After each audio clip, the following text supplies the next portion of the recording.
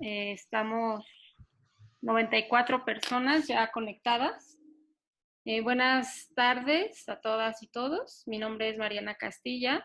Soy facilitadora en este curso. En este módulo estoy con algunos grupos. Gracias a quienes han saludado, a quienes se conectaron ya desde antes de las 5. Les agradecemos mucho.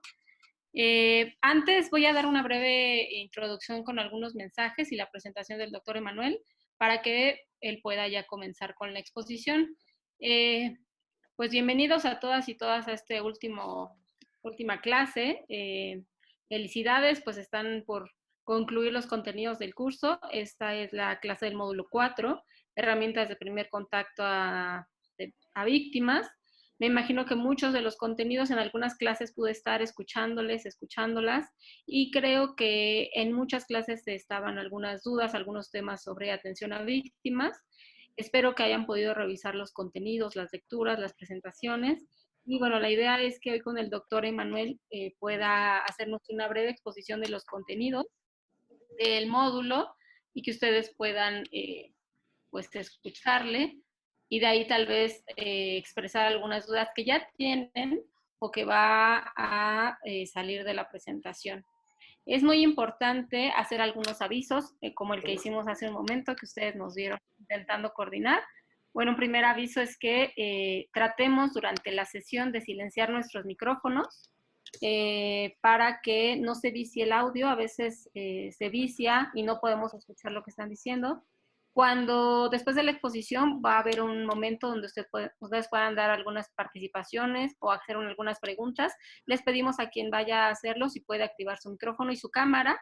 La persona que vaya a hacer la pregunta, si quiere, si no quiere activar su cámara no hay problema, pero ideal sería, o estamos tratando de que esta clase sea una forma de acercarnos y poder tener un contacto, porque muchos de los contenidos son en línea. También tenemos el chat. Vamos a estar revisando las dudas que ustedes tengan en el chat. Algunas de esas dudas las podrá abordar el maestro Emanuel al final de su exposición, y si no, pues vamos leyéndolas y yo también voy tratando de responder algunas. Bueno, el maestro Emanuel Santos Narváez es médico cirujano por la Universidad Autónoma Metropolitana, es especialista en medicina por la psiquiatría, en psiquiatría por la Universidad La Salle, especialista en medicina social. Y bueno, él ha participado en diferentes procesos penales como perito médico en psiquiatría, ha colaborado con organismos públicos de derechos humanos y organizaciones de la sociedad civil, documentando violaciones graves a derechos humanos. Durante 8 años realizó práctica clínica psiquiátrica en CISAME, en una clínica de unidad de especialidades médicas, un centro integral de salud mental. Entonces, pues con la experiencia que tiene, él es docente en algunos grupos actualmente en el módulo 4, y pues con la experiencia que ha tenido, espero que los conocimientos que tenga les ayuden a comprender mejor los contenidos. Entonces, también les vamos a pedir que durante la sesión tratemos de ingresar al chat solamente comentarios relacionados con alguna pregunta o duda que tengan. Traten de evitar poder enviar algún mensaje personal o a alguien de sus compañeros. Ha pasado ya en algunas clases que tal vez están escribiendo cosas pensando que la ven solamente algunos de sus compañeros. Sin embargo, pues es visible para todos, entonces les pedimos respeto a quien está exponiendo. También cuando sus compañeros estén participando, pues que puedan tener respeto hacia la participación de ellos.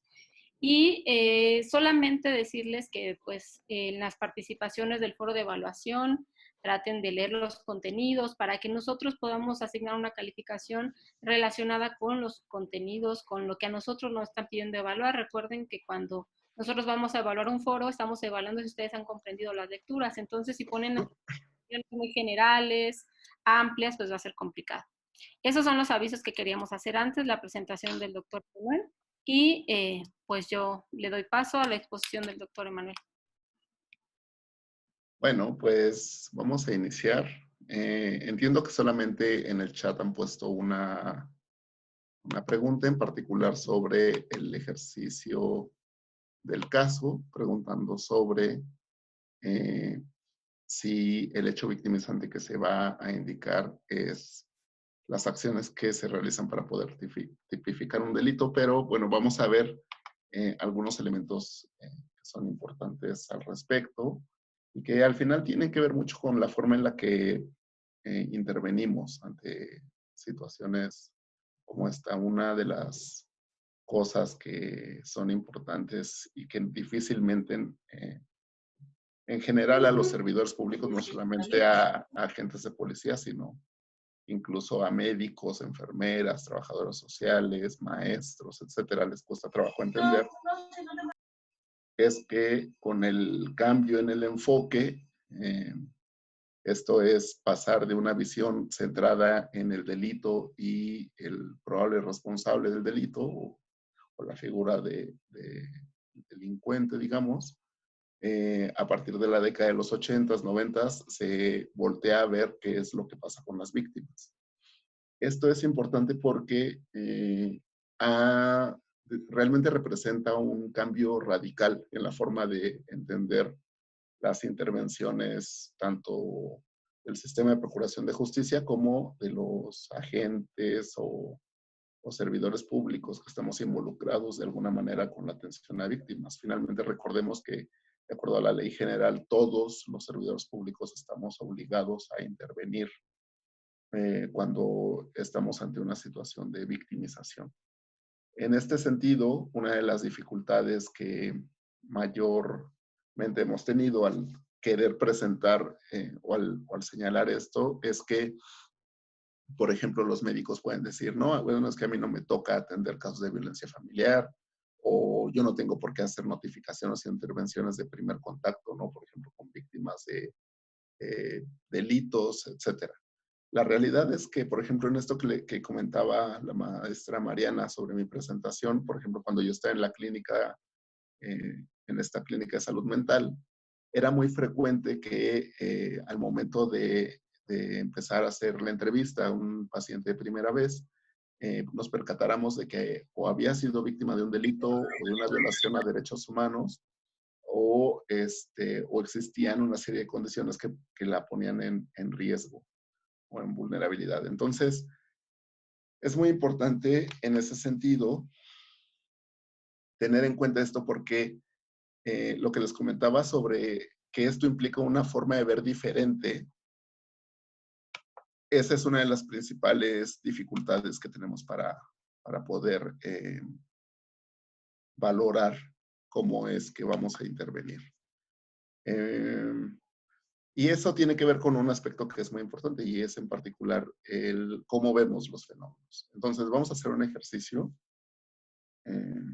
Primero,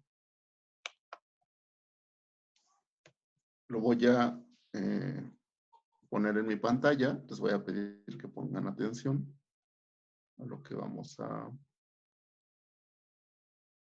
lo que voy a poner.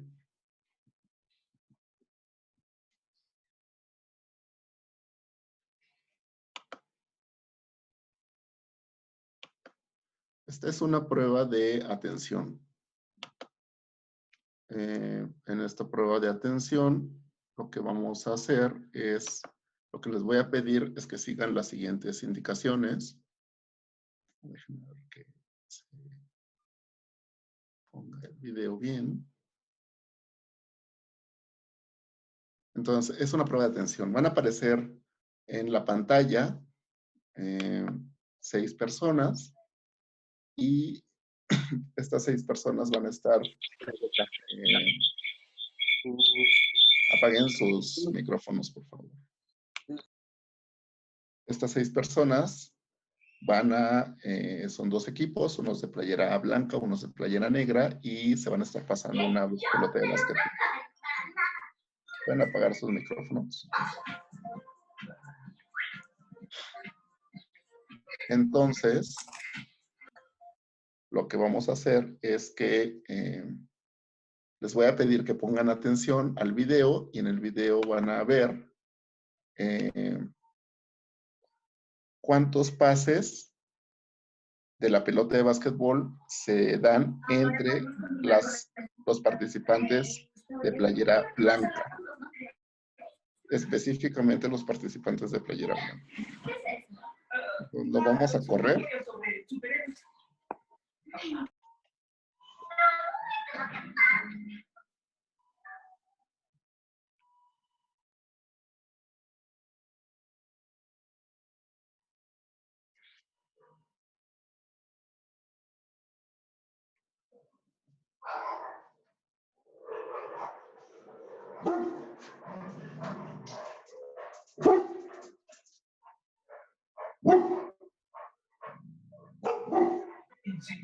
Podemos hablar de eso si quieres, pero aquí no. ¿Por qué no nos vemos en el parque después de clases y te quieres?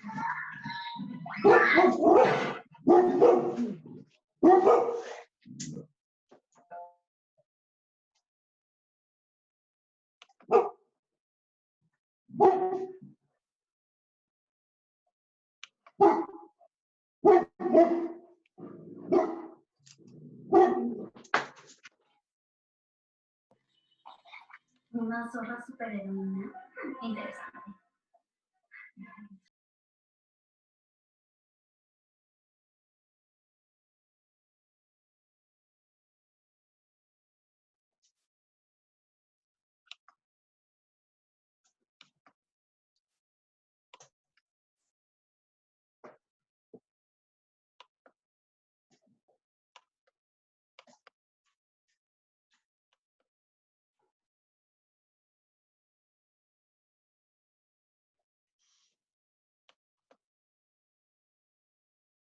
Bueno, la pregunta, bueno, ya se dieron cuenta, creo que la red no ayudó mucho, pero la pregunta es, ¿todos pudieron ver el gorila? Si lo vi, 6 pases, 7 pases, sí. Fueron 5, yo conté 6 pases, fueron 5 pases. Pues fueron 15 pases. Vieron la respuesta finalmente, ¿no? Pero el punto es el gorila. ¿Quién no pudo percibir el gorila? ¿Hubo alguien que no vio el gorila? Pongan en el chat quién no vio o quién no pudo ver el gorila, ¿no? Quienes ya lo vimos, sí, tienen 10 y todo, pero es quién no lo vio. No, no lo vi, yo no. No, no. Sí, ok. Bueno, hay una cierta proporción, de hecho, este es uno de los experimentos de psicología clásicos, en particular para el tema de la atención. Y hay un aspecto que es importante y es la percepción que vamos a tener de un fenómeno va a depender mucho de qué tan preparados estamos para verlo. Eso me parece que es uno de los elementos fundamentales que influyen en por qué estamos en un curso como este, con la perspectiva de género.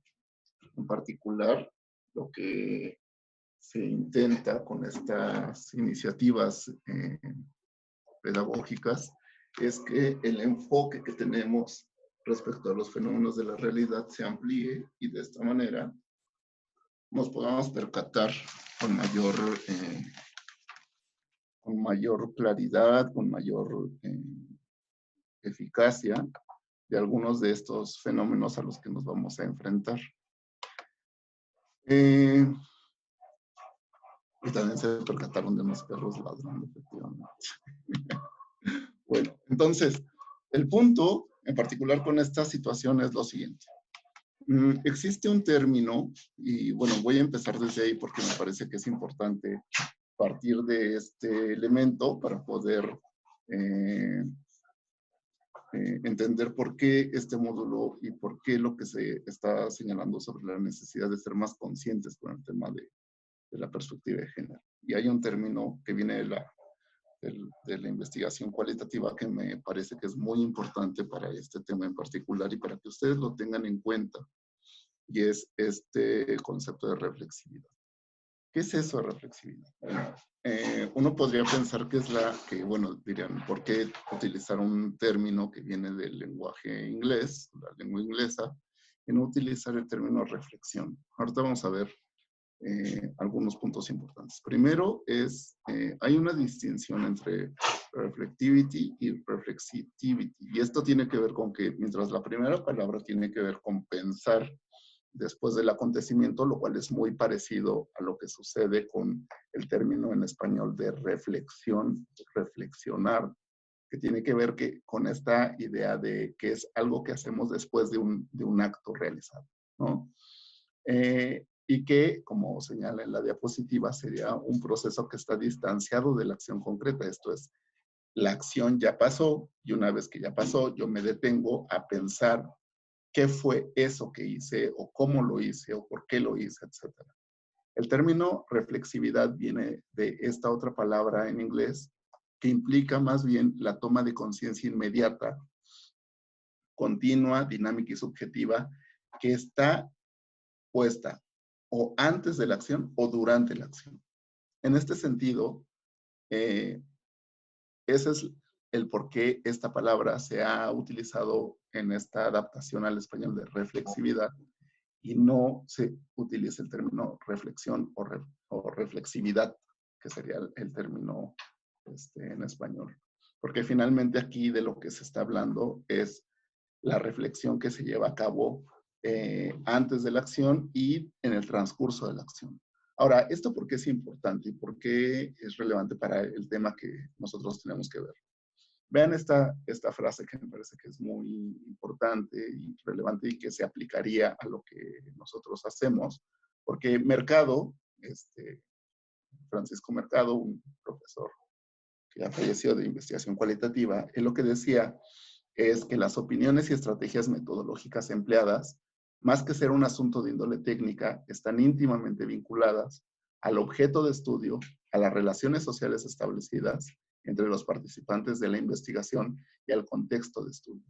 Si esto lo cambiamos a la función policial o lo aplicamos a la función policial, diríamos que las opiniones y estrategias metodológicas empleadas dentro de la actuación policial, más que ser un asunto de índole puramente técnica, están íntimamente vinculadas al objeto de estudio, esto es, sobre quién vamos a intervenir, en este caso estamos hablando de víctimas de violencia de género, a las relaciones sociales que se establecen entre los participantes, en este caso estaríamos hablando a la relación social que se establece entre la persona con quien vamos a intervenir y quienes vamos a intervenir y cuáles son lo que cada uno trae en su historia personal y que se pone en juego en el momento de ese encuentro y el contexto del estudio, esto es, en dónde se da la intervención.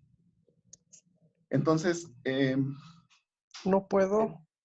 Esto es importante porque es muy frecuente escuchar esta visión que solemos tener de que no nos corresponde a nosotros, o más bien que en nuestras acciones pareciera que vamos a ser totalmente neutros, objetivos, tenemos que ser técnicamente capaces, ¿no? Entonces nos preocupamos mucho por correr, brincar, tener condición física, saber de uso de armas, aplicar alguna técnica específica y nos detenemos poco a pensar con qué pasa con nuestra subjetividad. Y esto es muy importante porque la subjetividad, como señala esta diapositiva, es lo que va a determinar mucho de cómo nos enfocamos en la acción que vamos a realizar. Entonces, en este sentido, cuando hablamos del término reflexividad, estamos hablando de una herramienta que nos permite analizar cómo va a influir mi subjetividad y la intersubjetividad en nuestros actos. Un ejemplo de esto, el día de ayer, por ejemplo, teníamos una reunión con una abogada, victimóloga, una de las fundadoras de la victimología en México, la doctora Lima Malvido, y ella, por ejemplo, nos decía, ¿de dónde surgió o de dónde me surge esto de el trabajo con víctimas? Y ella decía, finalmente, en todos los lugares en donde me he parado, he hecho alguna iniciativa en favor de las víctimas. ¿De dónde me surge esto? Entonces ella dice, bueno, yo tengo una experiencia en donde a mi padre lo matan y los responsables evadieron la acción de la justicia por pagar 300 pesos, ¿no? A quien tenía que meterlos a la cárcel y después eso trajo una serie de consecuencias a mi vida personal, ¿no? Entonces, ese es un bonito ejemplo de cómo ella se plantea en su actuación profesional, política incluso, a partir de una experiencia personal. Eso es un ejercicio de reflexividad. Esto es, tener en cuenta cómo mi subjetividad va a afectar a mis actos y sobre todo, ser consciente de qué me va a implicar eso, ¿sí?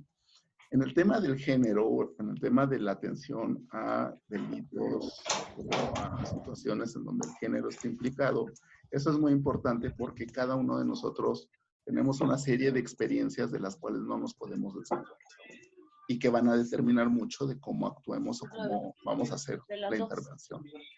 En este sentido, por ejemplo, en esta diapositiva que ustedes están viendo en la pantalla, van a ver que pueden existir varias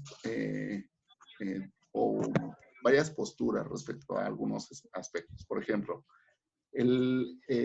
ustedes ven una columna en donde ven lo tradicional y en otra en donde se indica lo alternativo. Y en el sentido de lo tradicional, ustedes podrían identificar en dónde se ubicarían, ¿no?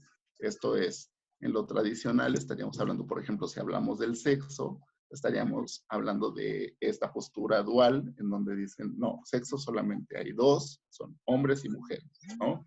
Y esa es una visión tradicional. Mientras que una visión más alternativa diría que el sexo es un continuum en donde existen los tipos extremos, pero que la mayor parte de las personas se ubican en un punto intermedio entre este continuum de dos extremos. Por ejemplo, otro aspecto sería en el ámbito polar, en donde diríamos, están totalmente separados. Sexo y, bueno, el sexo más, el hombre y la mujer serían como los tipos básicos duales y están totalmente separados y entonces eso implicaría incluso para aspectos de género, decir cosas como lo masculino es totalmente contrario a lo femenino, ¿sí? Mientras que en la visión alternativa se hablaría de un complejo en donde pueden existir elementos predominantemente femeninos o predominantemente masculinos, mientras que pueden coexistir esos elementos predominantes con algunos otros elementos del otro género, ¿no? Por ejemplo, en el caso del diagrama que ustedes ven, sería este elemento femenino con estos elementos pequeños masculinos. En cuanto a lo jerárquico, esa es otra postura, porque aquí, por ejemplo, tendríamos esta perspectiva en donde, por una parte, en el ámbito tradicional, veríamos que serían quienes están en una, o tienen estas características más femeninas, por ejemplo, por hablar del género, quienes en la estructura jerárquica tendrían que estar abajo, mientras que los atributos masculinos estarían arriba de esos atributos femeninos, en la jerarquía. Mientras que una visión alternativa implicaría que tendríamos más bien que buscar una posición igualitaria entre ambos géneros. Entonces, ¿esto por qué es interesante plantearlo en esto de la reflexividad? Porque aquí es donde uno tendría que cuestionarse en dónde me ubico. O sea, en cuál es mi opinión. Y eso se los comento porque generalmente en las tareas, por ejemplo, a mí me tocó ser docente en el módulo 1. En el ejercicio del módulo 1 se les pedía que identificaran estereotipos de género. Y había algunos compañeros que expresaban sus opiniones, pero las opiniones eran estas desde la subjetividad. Y entonces decían cosas como, no, bueno, es que el género no existe porque solamente hay hombres y mujeres, y así es biológicamente, ¿no? Etcétera. Entonces, el problema con eso es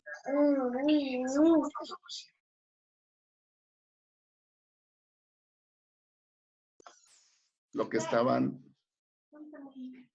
estaban señalando aquí como una posición o una opinión desde su subjetividad, lo que estaban ellos evidenciando, estos compañeros que daban algunas respuestas bastante personales, finalmente son solamente opiniones dadas desde la subjetividad, y aquí lo que nosotros esperaríamos es que una persona con una formación en esta materia por lo menos sea capaz de identificar cuál es su postura personal, subjetiva, vamos, y cuál es la postura que a partir de un conocimiento adquirido pueden tener.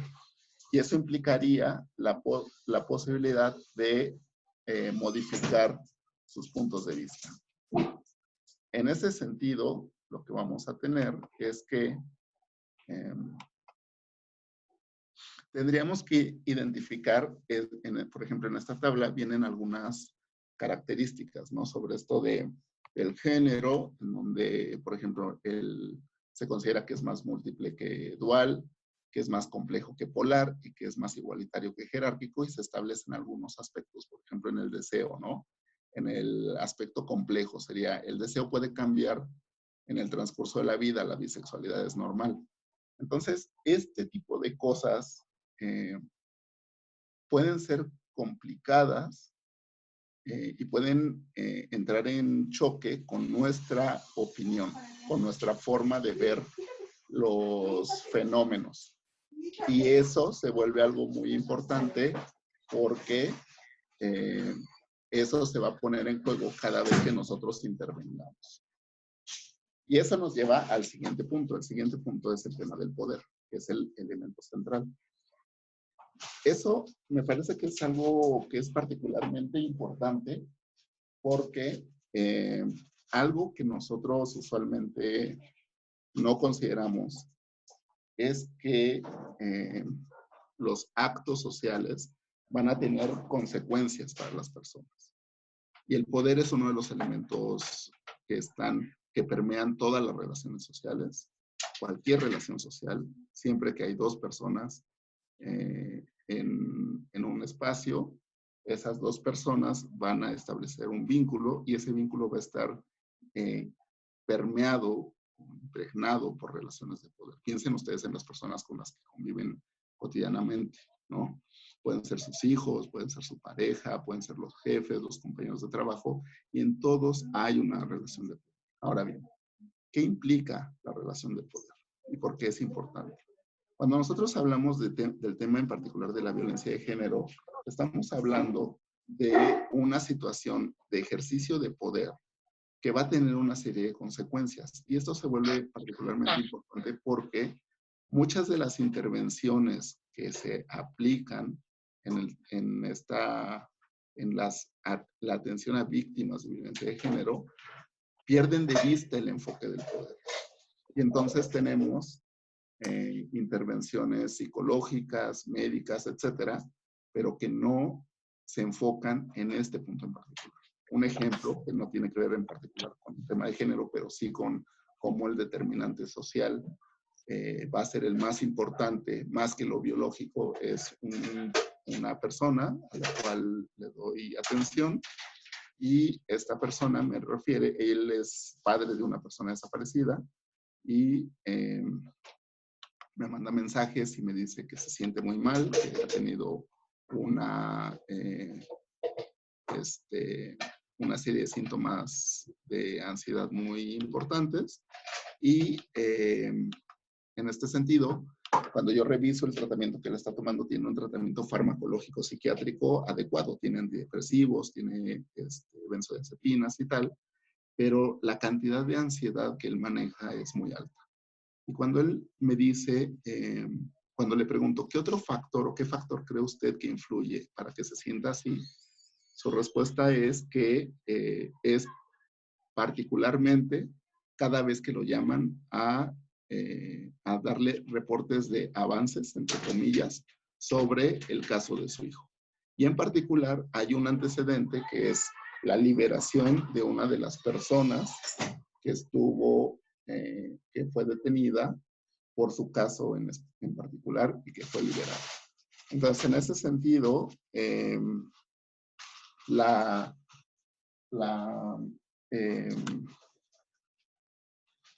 las modificaciones o los ajustes que podamos querer hacer respecto al tratamiento farmacológico son prácticamente irrelevantes para controlar los síntomas, porque en la medida en la que él vive con impotencia y frustración, cada asistencia que hace a la Fiscalía del Estado para que le den esos nulos avances con una información que él no comprende y que no entiende, entonces es eso el factor patógeno, llamémosle así, que le genera el incremento en la angustia, y el medicamento farmacológico no va a poder, o el tratamiento con medicamentos no va a modificar para nada eso. En este sentido, las relaciones de poder o el efecto del abuso de poder es directo sobre las personas, y en ese sentido es que tenemos que pensar que cuando hablamos de violencia de género estamos hablando de un fenómeno social que tiene un impacto directo sobre las personas y sobre su biología y su psicología. Entonces, el poder en particular, algo que tenemos que tener en cuenta es que no solamente las relaciones de poder se van a ver influidas por el género, sino que van a existir otros factores, como puede ser el origen, la experiencia, la socialización política, los objetivos, la conciencia, los grupos de apoyo que pueden existir en este marco. Esto tiene una implicación importante y que tiene que ver también con esto del ejercicio del módulo 1, en donde se les pedía que ustedes pudieran evaluar aspectos de condiciones de vulnerabilidad, y se enfocaban mucho en el género solamente, pero algunos sí pudieron identificar también que había otros factores de otros factores que podían ser elementos de vulnerabilidad importantes. Entonces, esto tiene que ver con con esta visión de análisis que se denomina intersectorial, en donde habría no solamente que poner el énfasis en el género, sino en otros elementos como esto que estamos señalando, ¿no? El origen, experiencia, socialización política, objetivos, conciencia y grupos de apoyo, etc. Entonces, en este sentido, ¿qué es lo que implicaría tener una perspectiva desde este punto de vista? Es que la relación entre géneros puede ser es equilibrada, implica desventajas para uno de los integrantes de la relación. Generalmente, estas desventajas o ventajas en razón del género pueden ser experimentadas individualmente por las personas. Estas experiencias se reconocen como una exigencia de acción política, y finalmente, la orientación práctica de las políticas de género concretas van a depender del marco programático en el cual está vinculada la persona en el poder. Este es el punto clave de por qué tenemos que ser conscientes respecto al tema del género en nuestras actuaciones, y por qué lo que estaba comentando de la reflexividad. Esto es de hacernos conscientes de qué es la carga que nosotros tenemos en nuestra subjetividad y cómo nosotros nos planteamos frente a un fenómeno dado. ¿Cuál es mi opinión respecto de un fenómeno dado? O sea, recuerdo, por ejemplo, en mi práctica psiquiátrica, que yo dejo la clínica, por ejemplo, la clínica en la que yo daba consulta, porque me empecé a percatar de que a partir de que yo atendía a personas o documentaba casos de violaciones graves a derechos humanos, empecé a tener conductas de maltrato hacia los pacientes de la clínica. ¿Y esto por qué? Porque después de escuchar historias terribles, ¿no? De desaparición, tortura, ejecuciones extrajudiciales, etcétera, cuando llegaban y me contaban una historia de problemas familiares porque el hijo adolescente no le quiere hacer caso a las indicaciones de la mamá, yo tomaba una postura de desacreditación hacia esas personas. O sea, decía, señor, eso no es importante. O sea, hay cosas más graves que eso, ¿no? Entonces, eso tiene que ver con el último punto, el punto de que finalmente yo en ese momento soy una persona en el poder, y mi orientación práctica va a depender del marco programático en el que yo estaba. Esto es, me di cuenta de que mi posición subjetiva, esto es, poner el énfasis en casos graves, por ejemplo, estaba en contradicción con lo que me estaba exigiendo el marco programático de mi dependencia, de mi institución. ¿Sí? Ese es un ejemplo de reflexividad. ¿Cuál fue acto seguido? Renunciar a la clínica, ¿no? Y dedicarme a otra cosa. Bueno, dedicarme a lo que me dedico ahora. Entonces, eso es importante porque también eso sucede con el género. Si yo tengo una posición, por ejemplo, si Si a partir de que en mi dependencia se plantea que va a haber unas intervenciones con perspectiva de género, que es parte de la política institucional, etcétera, es muy importante que yo reflexione si esa postura institucional concuerda o no con mi postura personal, porque eso va a implicar la actitud que yo puedo tener. Y además, porque tengo que ser consciente que como servidor público tengo una cuota de poder que se pone en juego cada vez que yo realizo una intervención. Entonces, tomando en cuenta esos antecedentes, es que tenemos que entender entonces que necesitamos herramientas de primer contacto. Ahora bien, ¿por qué necesitamos herramientas de primer contacto? En particular cuando estamos hablando de personas que son víctimas de violencia de género. Pues básicamente porque hay algunos puntos que son importantes. Lo primero que tendríamos que tener en cuenta es un artículo de Asunción Lara y Acevedo y Berenson, en donde ellos plantean una serie de experiencias que son importantes para que se configuren una serie de secuelas ante situaciones de violencia, en particular con mujeres. Y es aspectos como la vivencia de la depresión, la historia infantil, condición social de la mujer, estrategias de afrontamiento, y aquí a este esquema lo que le faltaría es el fenómeno o el hecho victimizante, ¿no? Las características de ese fenómeno. Es diferente hablar de una violencia familiar, por ejemplo, a hablar de una situación de trata. Es muy diferente también cuando hablamos de una situación de desaparición a una situación de, por ejemplo, una desaparición forzada, lo que puede implicar a una desaparición por particulares, etc. Entonces, por eso en el ejercicio de este módulo, una de los hechos, o una de las preguntas es, caracteriza el hecho victimizante. Entonces, uno de sus compañeros preguntaba si el hecho victimizante se refería a lo que se puede configurar como delito, pero creo que ahí sería interesante que ustedes vean que hay diferentes hechos victimizantes y va a depender mucho del enfoque que ustedes le quieran. Por ejemplo, si ustedes piensan en esta parte del relato en donde ella comenta que el discurso o la plática que le hacía este hombre, que era, donde le decía que era bonita, que él iba a ayudar, etcétera, lo que nos puede señalar es, oye, o lo que nos haría preguntarnos es, ¿qué pasa con la historia previa de esta persona, ¿sí? O de esta adolescente que tenía 13 años cuando finalmente se ha enganchado para el tema de trata. Entonces, tenemos que tener en cuenta esto. Y esto tiene otra implicación que es importante y es la forma en la que se viven las secuelas. Bueno, otra de las cosas que tenemos que tener en cuenta entonces es que cuando estamos hablando del impacto de la violencia hay diferentes aspectos que están confluyendo. No es solamente el hecho en sí, sino va a haber factores biológicos, ¿no? Por ejemplo, personas que tengan carga genética, por ejemplo, para tener algún tipo de trastornos emocionales o de ansiedad, la condición social de la mujer, que tiene que ver con el acceso o no a ciertos recursos, acontecimientos de vida, por ejemplo, si ha habido pérdidas recientes, algunos factores sociales como la calidad de sus redes de apoyo y aspectos de historia infantil que determinan la forma en la que establecen vínculos de apego, por ejemplo.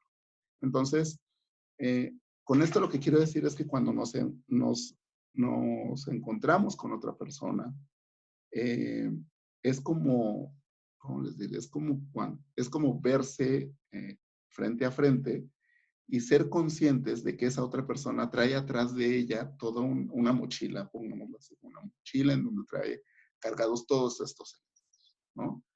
Y va a ser en función de todos esos elementos como se van a ir dando las respuestas de cada uno. Y también de uno mismo. Esto es, uno viene cargado con todos estos elementos y entonces puede ser que uno reaccione de determinada forma en esa interacción. Otro de los elementos que es importante tener en cuenta es que la violencia y la afectación que puede tener la violencia en las personas, y que por eso es importante esto de tener herramientas, se centra en lo siguiente. Una de las cosas que se afectan en particular con los fenómenos de violencia es la forma de pensar de las personas. Por ejemplo, ustedes ven en el dibujo que se habla, aquí vemos a una mujer que se está imaginando una carrera de obstáculos, en donde tiene un montón de obstáculos para poder llegar finalmente a la meta. En este sentido, Charlie, si estás haciendo dibujos en la pantalla, te pido que los borres, por favor. O si alguno de ustedes jugó con la Ouija recientemente, pues sería bueno que evite traernos sus malas vibras y cosas de brujería. Entonces, bueno, si pueden borrar eso que pusieron en la pantalla, sería genial. Entonces, se modifica la forma de pensar, ¿sí? Y en esta modificación de la forma de pensar, se puede ver, por ejemplo, que las personas se ven más desesperanzadas, pueden ver el futuro más negro, pero las personas que no han vivido una experiencia así o que no están en esa situación, puede ser que vean todos estos obstáculos como algo mínimo, algo que no tendría por qué generarte ninguna preocupación o que no corresponde a la realidad. En este sentido, las personas, en particular, por ejemplo, esto de las personas deprimidas o las personas que están bajo situaciones de violencia, tienen algunos rasgos de pensamiento que son importantes y que además, en particular cuando hacemos intervenciones ya como servidores públicos, ya sea como policías de investigación, médicos, psicólogos, etcétera, se vuelve un reto porque es muy difícil abordar los problemas cuando una persona se encuentra con este estilo de pensamiento, que además se convierte en un estilo de pensamiento poco flexible. Por ejemplo, poner más atención a los acontecimientos negativos de la vida, por ejemplo, esto, ¿no? De que si las personas o sus hijos son buenos y estudiosos, siempre va a poner atención en los problemas que estos les pueden causar. Otra característica de su estilo de pensamiento es que exageran hechos que no tendrían mayor repercusión. O sea, eso ustedes mismos lo podrían ver como esto, ¿no? De decir, hacen la intervención y la persona les puede decir, es que mi marido se va a enojar, por ejemplo, ¿no? Y eso puede parecernos absurdos o podríamos decir, ay, bueno, es que eso, ¿qué? O sea, que se enoje, ¿no? Sin embargo, existe este proceso de pensamiento en donde esos eventos aparentemente menores se convierten en un obstáculo realmente importante. La otra característica del pensamiento es que se pueden volver demasiado exigentes consigo mismas, ¿no? Entonces ya cumplí con esto, ya hice aquello, y entonces no, todavía tengo que hacer más cosas, ¿no? Y eso juega en contra de su capacidad para poder ubicarse y hacer un análisis más puntual de la situación. Es un poco como, por ejemplo, algo que sucedía con personas que tenían intento de suicidio, que sucede muy frecuentemente, es que tienen un intento de suicidio y cuando uno los entrevista y les dice, ¿sabe qué? El riesgo es muy alto, entonces lo vamos a tener que internar. Su respuesta era, oiga, doctor, pero es que no me puedo quedar internado porque mañana tengo que ver a mis hijos y llevarlos a la escuela, por ejemplo, ¿no? Entonces decías, pero ¿cómo? Se acaba de intentar suicidar y está preocupada porque tiene que llevar mañana a los hijos a la escuela. O sea, ese es un ejemplo de este estilo de pensamiento en donde se pueden volver demasiado exigentes consigo mismos. Otra es culparse a sí misma de todo lo que sale mal. Esa es otra característica importante, ¿no? Como esto de, por ejemplo, si hubo un acceso de violencia por parte de mi pareja, entonces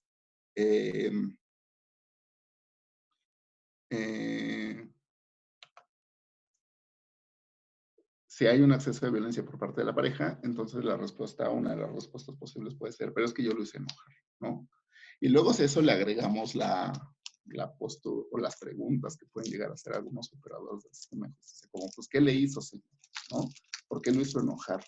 Pues finalmente estás reforzando estos errores de pensamiento o estilos de pensamiento que lo único que hacen es hacer que la persona se mantenga dentro del ciclo de la violencia. Pocas veces se reconocen o premian por lo que hacen bien. Ese es otro de los elementos importantes en donde generalmente piensan que quien hace las cosas correctamente pueden ser otras personas y puede ser en este caso el papel de los hombres. Y bueno, estas 5 características de estilos de pensamiento, esto de ver los obstáculos más grandes de lo que son, centrarse en lo negativo, sobrecargarse de responsabilidades, culparse a sí mismas por lo que sale mal, etcétera.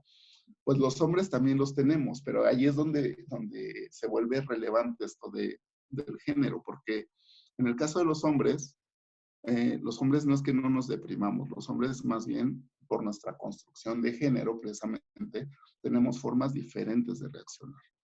En particular, lo que se ha estudiado en México de manera bastante exhaustiva es que las manifestaciones depresivas en los hombres usualmente son ocultados bajo el consumo de sustancias, por ejemplo, la agresión y el enojo.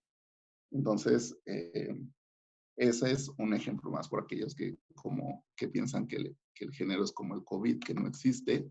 Pues aquí tenemos un ejemplo bonito de que también el género sí existe, ¿no? Y aunque digamos que no, lo operamos y actúa sobre nuestras actividades diarias. Entonces, la perspectiva de género en la atención de los efectos de la violencia implicaría estos siguientes elementos, que es la condición, asumir o entender que la condición social de la mujer va a tener una influencia significativa en la salud mental de las mujeres, porque el género lo que hace es profundizar las disparidades en otros determinantes, como pueden ser aspectos socioeconómicos, el ingreso, el empleo, la posición social, y también los recursos con los que cuentan las mujeres para la atención a la salud. Un ejemplo reciente, en un caso de una víctima de tortura, me comenta que su esposa también tiene bastantes síntomas y el único que ha recibido atención es el hombre, porque ¿no? La esposa que ha tenido síntomas por todo el estrés que han tenido en estos 5 años desde que ocurrieron los hechos de tortura, lo que tenemos es que quien ha recibido las atenciones es el hombre y la mujer en ningún momento ha recibido ningún tipo de atención psicológica ni psiquiátrica. La condición de género entonces afecta también el poder y el control que pueden tener hombres y mujeres sobre los determinantes y en cuanto a recursos y estatus, como el ejemplo que acabo de poner. Y esto implica diferencias, el género va a explicar diferencias en cuanto a susceptibilidades, exposición a factores de riesgo por padecer o de padecer algunos trastornos mentales y el curso incluso de la salud mental. Entonces, los factores de riesgo que pueden, por ejemplo, vamos a poner el ejemplo de la depresión, que pueden explicar una mayor prevalencia de depresión son personas que son víctimas de violencia, personas que están en mayor proporción en estado de pobreza, cuando tienen un estatus social bajo o de subordinación y cuando son proveedoras de cuidado de los demás. Entonces, esto es importante porque cuando estamos ante una intervención en un caso de violencia de género, lo que tenemos que ver con esto que decíamos de la reflexividad es desde qué posición veo yo el fenómeno, que eso tiene que ver con este análisis personal de qué es lo que yo creo, qué es lo que yo pienso, cuál es mi postura, y tener la precaución de entender que la persona con la que estoy interactuando, en este caso, por ponerlo en los términos, una mujer con violencia de género, esa mujer, si está en esa situación, muy probablemente es porque existen toda una serie de situaciones o de condiciones que la pueden llevar al lugar en el que se encuentra. Entonces, pensar en esto, si se trata de una víctima de violencia, si tiene elementos de marginación socioeconómica, por ejemplo, como esto del estado de pobreza, si se encuentra en un estatus social bajo de subordinación, y si además de todo eso tiene que cargar con el ser cuidadora o proveedora de los cuidados de otras personas. Entonces, en este sentido, lo que tendríamos que tener en cuenta es que una intervención iría a identificar cómo es que se enseña, bueno, lo que tendríamos que tener conciencia, y por eso este curso es cómo es que se enseña a las mujeres, o cómo es que se enseña a ser mujer, por ejemplo, reflexionar en torno a experiencias sobre sexualidad, maternidad, relación de parejas, y revisar algunas creencias en torno a lo que significa el amor, ser mujer, el sufrimiento, etc. En ese sentido, las intervenciones con perspectiva de género tendrían como objetivo incidir en algunas creencias, como esto de bueno, incidir en algunos aspectos como creencias, sentimientos, actitudes, maneras de responder ante los problemas, la forma en la que han asumido el papel de madres y esposas, posturas respecto a algunos elementos, al conjunto de normas y prescripciones sociales y culturales. La doctora Lima precisamente ayer bueno, hay un video de ella en donde relata una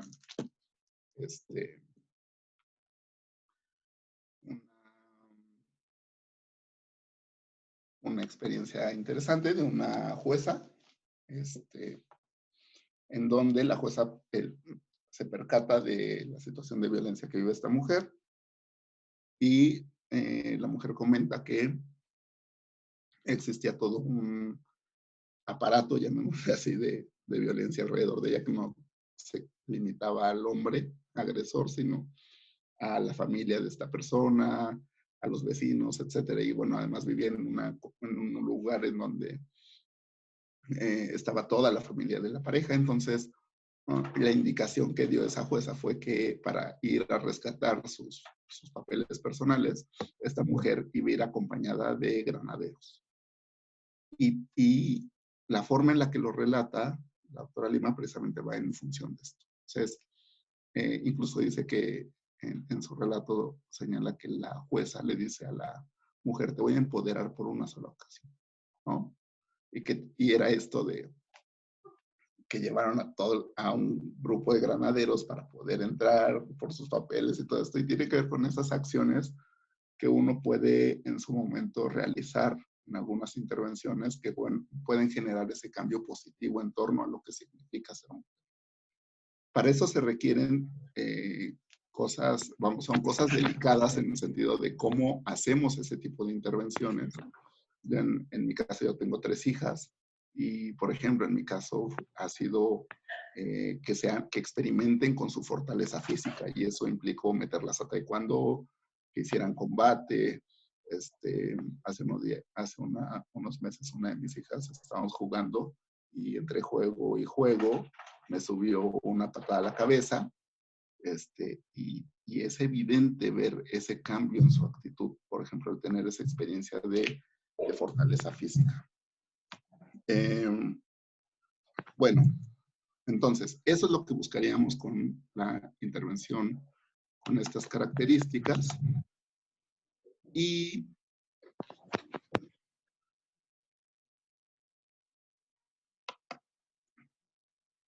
por eso es que necesitamos tener, ante una situación así, necesitamos,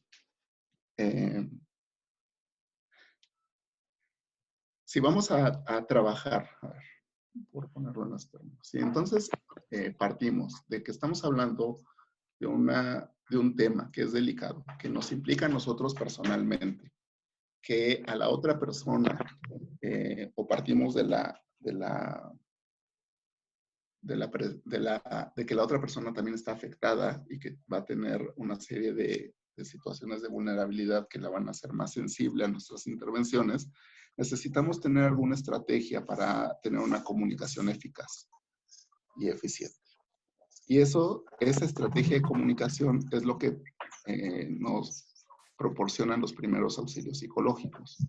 Cuando uno piensa en los primeros auxilios psicológicos como una estrategia de comunicación, más que como una técnica psicológica que requiere de una especialización o de una capacitación particularmente complicada, uno se da cuenta de que los primeros auxilios psicológicos son estrategias de comunicación o herramientas de comunicación que podemos aplicar todos los días. Y en la medida en la que ustedes lo puedan aplicar todos los días o se planteen hacerlo de manera rutinaria, se van a dar cuenta de que al adquirir esta herramienta, incluso su comunicación cotidiana va a mejorar mucho. Esto es, por ejemplo, en una consulta lo que hace uno primero es establecer contacto con la persona.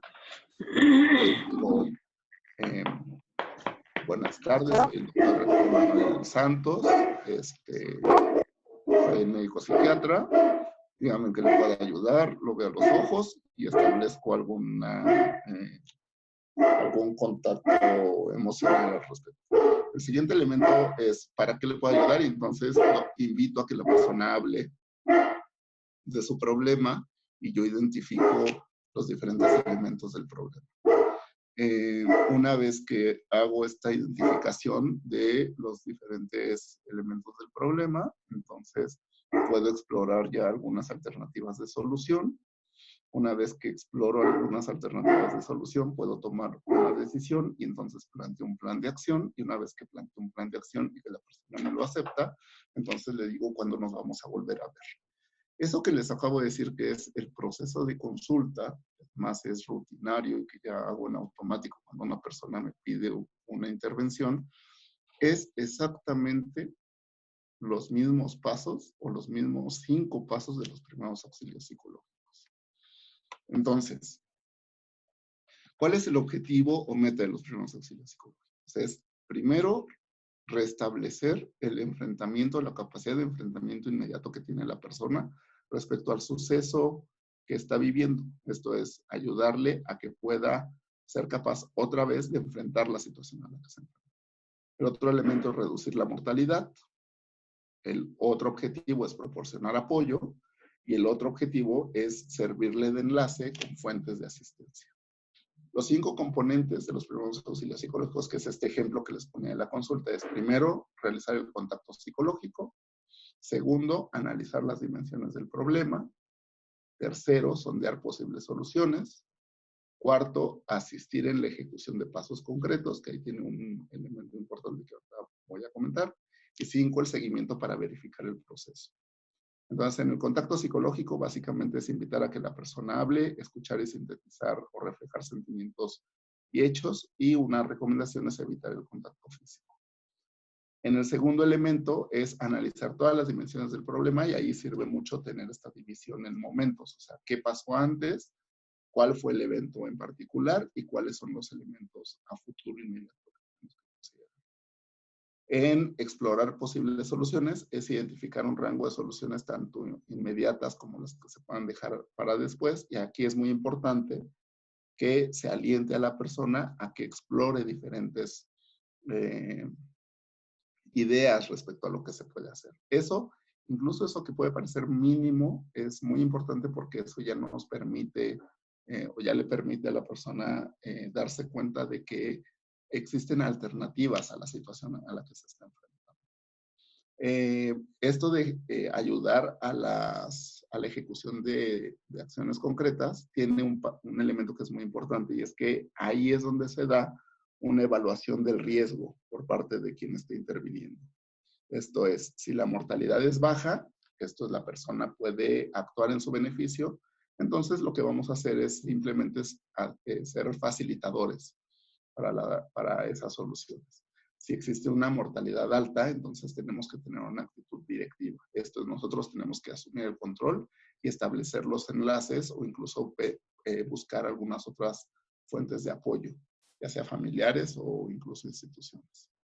Por último, el seguimiento, que implicaría asegurarse de que la persona identificó la información para poder así analizar posibles procedimientos o convenios para poder recontactar. Entonces, estos elementos que acabo de mencionar son importantes porque en la medida en la que entonces nosotros estamos ante un evento que requiere tener mayor precaución respecto a el tipo de información que nosotros vamos a proporcionar, el estilo de relación que vamos a establecer con las personas, etcétera, en la medida en la que nosotros tengamos una mayor capacidad para tener una comunicación más objetiva en el sentido de más esquemática, o sea, esto es orientada a metas con fases específicas, etcétera. Eso va a ayudar mucho a que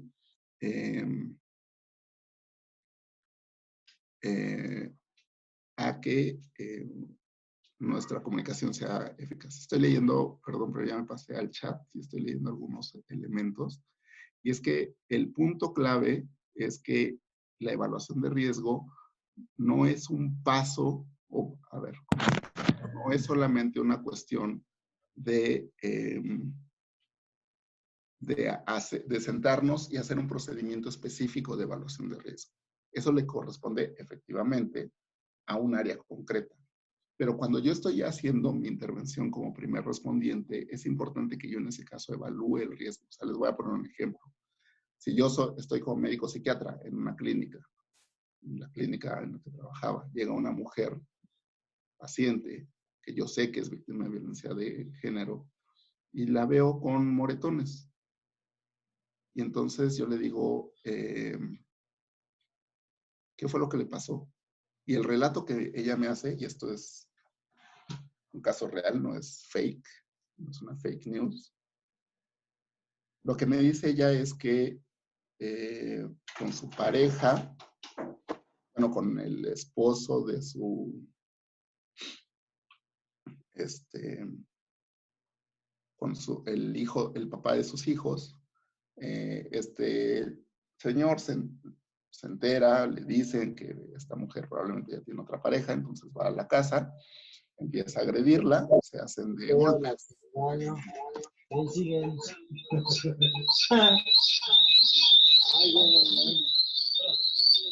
Quienes ingresaron ahorita, silencien sus micrófonos, por favor. Bueno, entonces esta mujer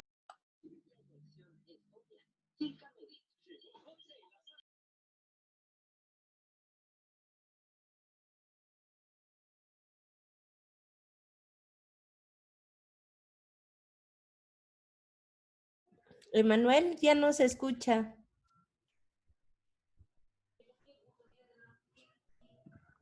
Creo que hubo un problema de... perdón. Ahí Sí, está. creo que ya está.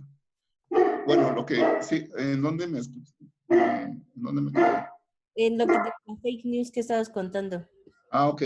Entonces, estoy en la consulta. Llega la mujer, trae moretones, entonces yo le pregunto qué fue lo que pasó, me relata que llega su pareja, empiezan a discutir, en algún momento de la discusión, ella toma un cuchillo para defenderse, él toma un cuchillo a su vez, y se amenazan que se van a matar. En algunas de esas cosas raras, se dan cuenta de que tienen que acostar a los niños a dormir, que era noche, y entonces él se duerme con uno, tienen dos camas, ella se acuesta con un niño, el otro se acuesta con otro niño, y entonces dicen el que se duerma primero pierde, ¿no? Y entonces yo le digo, bueno, ¿y qué pasó? Dice, bueno, nos quedamos dormidos y al otro día él se paró y se fue a su casa. Yo podría en ese momento decir, bien, no, la evaluación de riesgo le corresponde a alguien más. Y en todo caso, el dar vista al Ministerio Público, saltándome que ya existe la norma 046, le corresponde a alguien más, yo para que me meto en problemas, además no me toca. Pues no, señores, porque soy servidor público y estoy ante una situación de riesgo inminente para esa mujer. ¿Cuál fue la actuación que tuvimos que seguir? Y evidentemente que en ese momento hice una valoración de riesgo. Pues esta mujer tiene riesgo feminicida. Entonces, ¿qué tengo que hacer? Bueno, tengo que ir, notificarle a la trabajadora social y activar todo el sistema de la clínica para decir, vamos a hacer una referencia de acuerdo a la norma 046 y vamos a dar vista a la gente del Ministerio Público respecto a esto. Porque además el angelito ya tenía orden de restricción, ¿no? Entonces, la forma en la que uno da la intervención, cuando uno entiende que los primeros auxilios psicológicos son una estrategia de comunicación, que esa estrategia de comunicación implica dentro de ese proceso de comunicación estar pendiente de la evaluación de riesgo, eso va a permitir que seamos muchísimo más eficaces en nuestras intervenciones. Bueno, entonces, bueno, daríamos paso a esta parte de preguntas, comentarios, etc. Había dos, Manuel, había dos Sí. participaciones que habían ya levantado la mano, entonces no sé si quieran, bueno, si todavía tienen algún comentario, que era Damián Flores y Eduardo Barrón. Estaba primero Damián, no sé si Damián, si quieres expresar tu duda, y luego Eduardo Barrón, y bueno, después si alguien más tiene alguna pregunta o duda.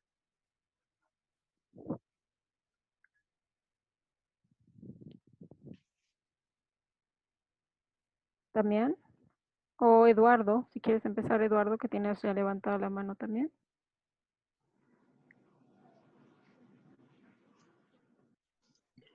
Eduardo Barrón, Sí.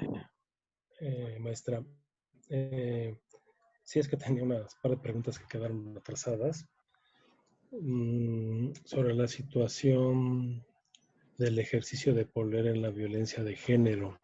Me ha quedado muy bien la exposición sobre ese tema, pero en realidad quisiera preguntar, ahorita ya de los últimos primeros auxilios psicológicos,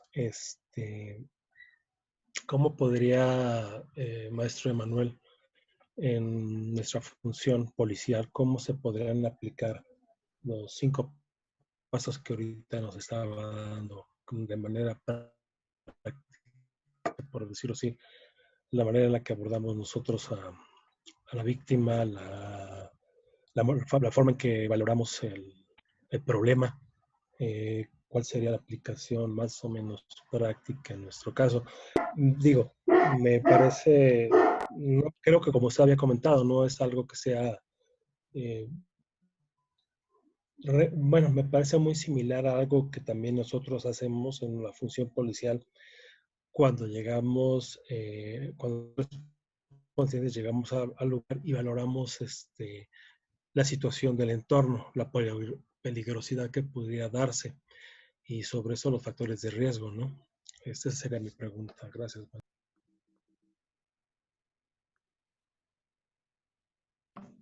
Sí, una de las cosas que a eso me refiero con esto de entender que es un modelo de comunicación y que incluso ustedes lo pueden aplicar. Por ejemplo, ahora, piensen en cuando lleguen a su casa y estén con las personas con las que viven. Y entonces piensen en aplicar. Leonardo, pues, a callar. Bueno, entonces piensen, antes de contestar tu pregunta, es ahora, en la tarde, noche, vayan a su lugar de residencia y con la persona con la que ustedes convivan, apliquen los 5 pasos. Esto es, primero, llego, hago contacto psicológico, lo veo a la cara, hola, ¿cómo estás? Ya llegué, no sé qué, y me aseguro de hacer contacto psicológico. Después, puede ser que le pregunte, ¿qué pasó? ¿Cómo te fue hoy?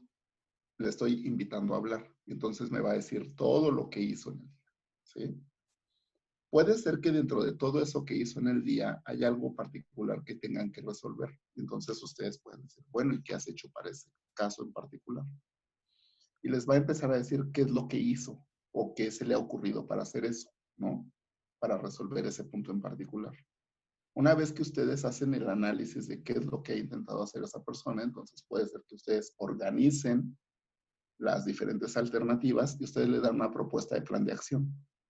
Y entonces puede ser que ustedes ahí hagan la evaluación. ¿Esta persona lo puede hacer por sí mismo o necesito yo intervenir también para facilitar esa intervención? Y entonces ahí ya estás haciendo una evaluación de riesgo. Obviamente no es como tal lo que conoceríamos como una evaluación de riesgo, pero si ya estás tú identificando si esa persona puede o no puede llevar a cabo ese plan de acción. Y al final dices, bueno, entonces verificamos y hacemos y checamos, ¿no? Cómo va eso. Eso lo hacemos todo el tiempo. Entonces, cuando decimos que estos principios de los primeros auxilios psicológicos se pueden aplicar también a la función policial, es que cuando ustedes llegan, y más cuando una persona está en un estado de afectación emocional, el seguir estos pasos va a ayudar a que la tensión vaya bajando. Entonces, por ejemplo, si tú llegas e intervienes y antes de preguntar sobre los hechos o la información que tú quieres recabar, te aseguras de establecer contacto psicológico con la persona, que la persona sienta que estableció contacto contigo y que tú vas a tomar el control de la situación en ese momento y que la persona puede sentirse segura y confiada de tu intervención, en ese momento ya estás dando un primer paso para bajar la tensión emocional. El segundo paso, si tú le alientas a hablar y entonces puedes alentar a que te diga todo lo de los hechos sin que tú la juzgues, haciendo estas técnicas de reflejo de lo que te está diciendo, de reflejo de sus actitudes, hacer síntesis de lo que te está diciendo con esto de decir, si estoy entendiendo bien, entonces usted me está diciendo que usted estaba en la calle cuando usted vio que un automóvil, así, exactamente así. Si tú profundizas en el contenido del relato, por ejemplo, y la persona se percata de que le estás poniendo atención y de que además le estás dando valor a eso que te está señalando, entonces la atención va a bajar aún más. Sí, después de eso, entonces tú dices, bueno, ¿y entonces usted qué ha hecho? No, bueno, ya fui con la vecina, ya le hablé a mis familiares, no sé qué, o no ha hecho nada porque está en shock. Entonces, ustedes pueden alentar a que ya piense y entonces su pensamiento se centre en ubicar qué necesita la persona.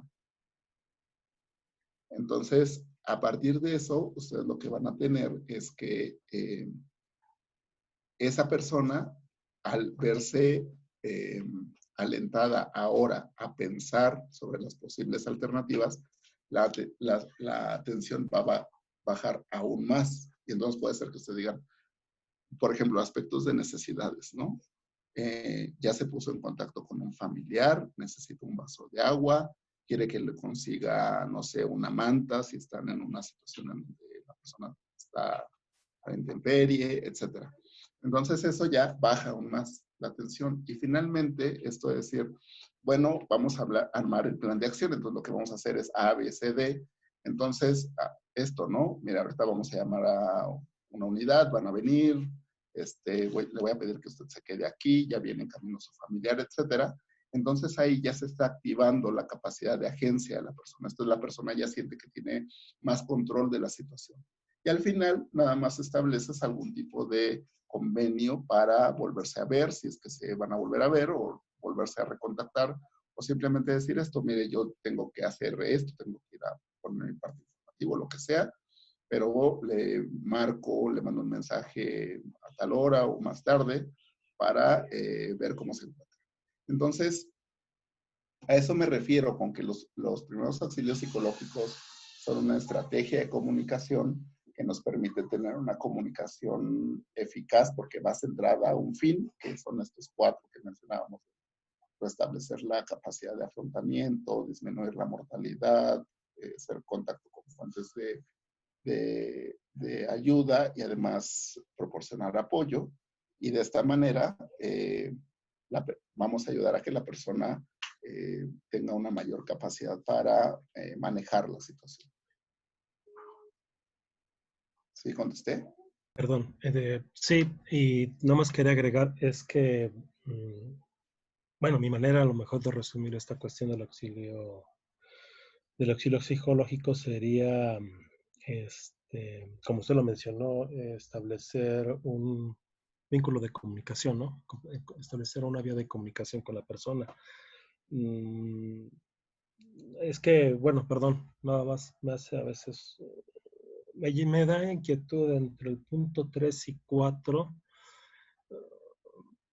En nuestro caso, o sea, en el caso de la función policial, sabemos exactamente lo que hay que hacer. Tenemos que lograr que la víctima acepte hablar con el Ministerio Público para poder proceder con la acción legal que haya lugar, ¿no? Poder nosotros tener herramientas con las que podamos ejercer nuestro trabajo, hacer la detención del agresor, y todo lo que conlleva, ¿no? Entonces, o sea, básicamente creo que hay que usar esa empatía para encauzar a la víctima, ¿no? A lo mejor, es que nosotros creo que siempre lo hacemos y van a estar de acuerdo conmigo, ¿no? O sea, finalmente hacemos nosotros un poco de labor psicológica, un poco de terapear a las víctimas para irlas encauzando al objetivo final, que es que lleguen a denunciar. Bueno, me refiero cuando es esa situación de primeros auxilios psicológicos, cuando encontramos a alguna persona en la calle, en la vía pública, y nos refiere a una situación de violencia familiar, de violencia sexual, en este caso, ¿no? Creo que nuestra finalidad o el plan de acción final de nosotros, o el plan de acción final, bueno, a partir de ahí sigue todo lo demás, es lograr que la gente, que la víctima denuncie, ¿no? Que es la parte más difícil, porque a veces a uno se acerca nada más como para pedir una recomendación. ¿Qué puedo hacer? Oiga, y tengo esta situación, pero es que no quiero denunciar. Es ahí donde tiene que entrar pues el juego mental, ¿no? Es mi opinión. Gracias, maestro. Eso sería todo. Sí, gracias. ¿Alguien más? ¿Alguna otra pregunta? Bueno, voy a comentar algunas que estaban en el chat. De manera general, Manuel, para ver si puedes dar como una... Hubo varias participaciones en torno a procesos de revictimización, sobre si consideraban que los MPs a veces dejaban a la gente, no le daban la atención, los hacían regresar en otra ocasión y preguntaban si eso es revictimización. Bueno, Gloria, ya estábamos comentando que sí, pero si quieres comentar algo más sobre procesos de revictimización. También, efectivamente, algunos han dicho la importancia de que todo el personal esté con los mismos cursos o conceptos para que todos puedan dar la misma atención, y hablaban de la importancia del trabajo multidisciplinario. Cuando estabas hablando sobre las características de las mujeres, también alguna persona participó considerando que sí también influía la baja autoestima de la persona. Otros decían que también, como se enseña a ser mujer, en una participación que decían que también se enseña a ser hombre. Eh, También hay procesos donde se les enseña cómo ser hombres, y al final hubo varias preguntas sobre primeros auxilios psicológicos y sobre la importancia de tener una actitud sensible o empática con las víctimas. Y ya en otras participaciones, si se podría abordar algo del caso, pero yo diría que si del caso tienen alguna pregunta en particular, algo que les genere duda para hacer su actividad o la tarea, pues también la pudieran plantear. Esas son las participaciones que ha habido en el chat. Bien, pues sí es importante tener en cuenta esto, en particular el tema de la revictimización y entender, ahí hay un tema que me parece que es importante mencionar, y es que existe una confusión entre revictimización y reexperimentación del hecho traumático. Esa confusión incluso ha llegado al extremo en el que se ha dicho, por ejemplo, en casos de tortura, un ejemplo, que no puedes hacer un dictamen médico-psicológico cuando ya se realizó otro porque vas a revictimizar a la persona. Y eso es falso.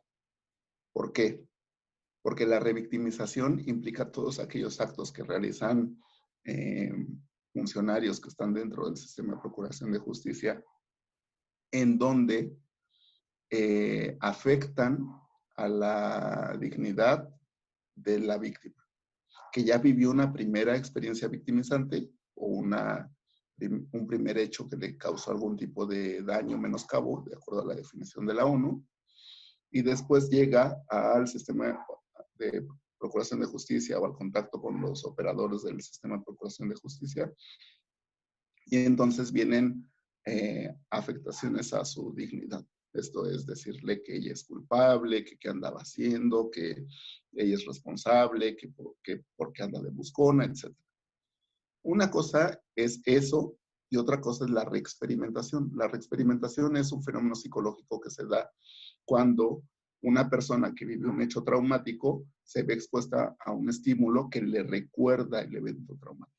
Y esto es, por ejemplo, supongamos que yo soy una persona que fue víctima de un delito violento y entonces estoy viendo la televisión y en eso aparece una imagen violenta y entonces me viene a la mente la experiencia de revictimización. A veces incluso es necesario, por ejemplo, para la evaluación psicológica, es necesario que la persona reexperimente los hechos durante la entrevista, porque así el clínico o el perito que esté evaluando puede tener una percepción muchísimo más clara de la veracidad y del contenido de los síntomas. Y entonces, eso no está mal. Lo que está mal es que la reexperimentación se pueda dar en el contexto de una revictimización. Esto es, si yo le voy a preguntar otra vez sobre los hechos porque perdí el expediente. No. Ahorita ya, aguanto. Si yo voy a preguntarle nuevamente sobre los hechos porque el expediente lo perdí, por ejemplo, o porque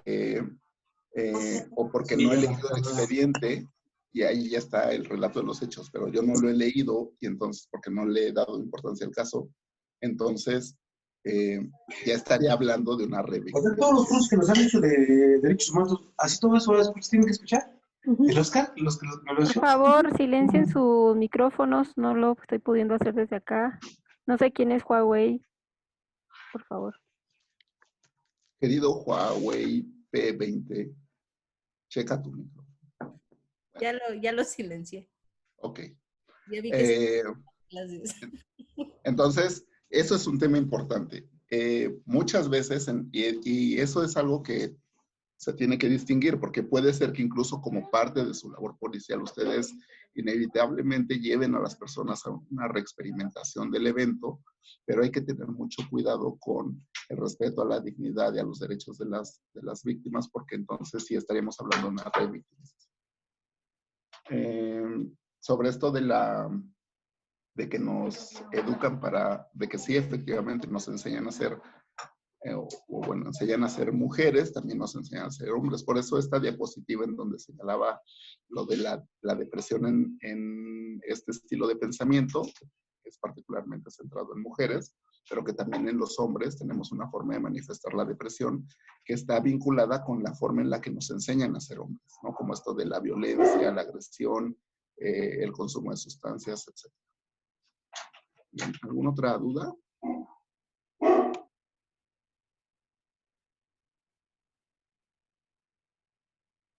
Mariana Lubianos tiene manita arriba.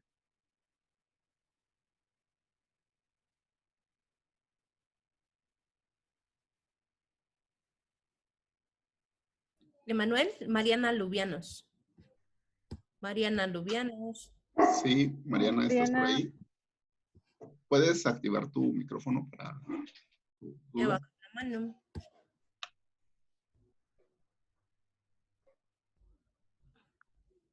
Creo que abandonó el chat. ¿Alguien más tiene una pregunta o duda? Le desactivo le pongo, le activo el... No se deja. Bueno, sobre el ejercicio del módulo, entonces es muy importante que ustedes identifiquen dos cosas. Uno, ¿cuál es el hecho victimizante? Bueno, está claro en el video, pero en particular es muy importante que ustedes identifiquen cuáles serían las condiciones de vulnerabilidad que uno esperaría encontrar ante una situación así, que están ahí plasmadas también en el video, cuando ella dice estas cosas, ¿no? De cómo ella se percibía en ese momento, el tiempo que había pasado, los hechos, etc. Y en función de eso, ustedes plantear cómo responderían, cómo reaccionarían. Si ponen, aplicaría primeros auxilios psicológicos, tache, van a reprobar. Porque lo que tendrían que identificar es cuáles son las diferentes acciones que ustedes tendrían que realizar pensando en que ustedes fueran el contacto, pensando en una situación de la práctica cotidiana de ustedes, como esto de decir, bueno, supongamos que la persona viene conmigo porque va a hacer, me va a informar sobre la denuncia, o yo tengo contacto con ella en determinado momento, entonces a partir de ahí, ¿cuáles serían las acciones que yo tendría que realizar?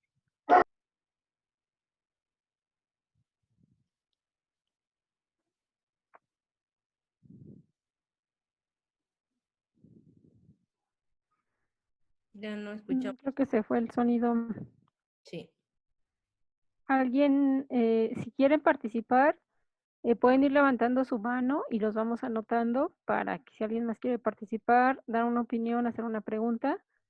Efectivamente, en lo que estaba diciendo el maestro Emanuel del caso es muy importante que puedan ver el video y en relación a los temas del módulo, primer pregunta cuando decían, hay que decir cuál es el hecho victimal, todas las características o el delito. Nos estamos refiriendo efectivamente que ustedes, esa ya sería parte, por ejemplo, de la respuesta, ¿no? ¿Qué es el hecho victimal? Que es parte de la presentación. Y ya dice ahí cualquier daño, afectación derivado de un delito, violación de derechos humanos. En este caso, ustedes consideran que hay un delito en lo que la persona está narrando. Y bueno, como se llama el video y por las causas, pues ahí lo pueden ver muy claro. Esa es parte de que ustedes digan, ¿por qué? Porque una víctima se va a reconocer a partir de ese hecho delictivo, de ese hecho que le haya generado un daño. Este hecho me va a permitir también saber cuáles son las características de ese evento. No es lo mismo trata de personas, que violencia sexual, que robo, que fraude. El mismo hecho va a dar diferentes afectaciones. No sé si ya está por acá, Manuel. Creo que un problema ahí. Sí, creo que Perdón, ya. sí, ya había silenciado mi micrófono. Están comentando aquí, muchos de los comentarios señalan que precisamente los primeros auxilios psicológicos los llevan a cabo ustedes en su intervención policial. Y ese es el punto. Uno de los comentarios señala, inconscientemente realizamos primeros auxilios psicológicos. Y efectivamente, a eso me refiero con que los primeros auxilios psicológicos es, otra vez, un modelo de comunicación eficaz. Y por eso digo que si ustedes se revisan, van a ver que en cualquier momento, con cualquier persona con la que establecen contacto, sea dentro de trabajo o no, aplican los cinco elementos. Esto es, establezco contacto psicológico, evalúo las dimensiones del problema, analizo posibles alternativas de solución, planeo o formulo un plan de acción y hago una estrategia de seguimiento. De lo que se trata o de por qué ponérselos en un módulo así es que eso que ustedes hacen inconscientemente lo hagan conscientemente, que sepan cuáles son las etapas, ¿sí? O sea, tengo que hacer esto primero, después esto, después esto. Y sirve, porque finalmente en la medida en la que ustedes lo repitan como rutina, se van a dar cuenta que su comunicación se ajusta a esos parámetros y entonces su comunicación puede ser más eficaz. Incluso hasta diría, chequen o recuerden alguna experiencia en donde su comunicación no haya sido eficaz y van a ver que fue un error en alguno de estos elementos. Un ejemplo clásico es, llego a mi casa, veo que mi pareja está mal, por ejemplo, y entonces antes de establecer contacto, yo le digo, ¿qué pasó? Y entonces ella me va a empezar a decir, es que mi mamá, y entonces digo, tu mamá está loca, no le hagas caso. O sea, ya me pasé al cuarto punto de los primeros auxilios psicológicos. No establecí contacto, no analicé las dimensiones del problema, no ayudé a explorar posibles soluciones y ya le estoy dando la solución sin antes haber hecho lo anterior. Quien haya tenido una discusión de pareja por haber actuado de esa manera, ahora ya sabe que lo que le faltó fue aplicar los principios de los primeros auxilios psicológicos adecuadamente.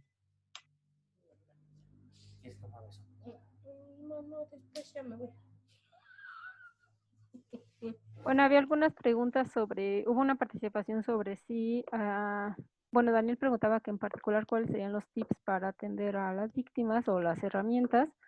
Comentaba que varias cosas que habías expuesto y varios contenidos de las lecturas y que se trataría, como es una hora, obviamente en esa hora no se pueden dar todos los contenidos como quisiéramos, obviamente que también mucho para primeros auxilios psicológicos la modalidad a distancia puede ser en algún sentido, puede dificultar por esta situación que estamos ahora. Cuando estamos en la sesión presenciales, pues intentamos hacer muchos ejercicios para ir desarrollando estos primeros auxilios psicológicos. Efectivamente, estos primeros auxilios son para personal que está en el primer nivel de contacto en varias áreas, trabajadores sociales, enfermeros, enfermeras, policías. No tenemos que ser profesionales en salud mental.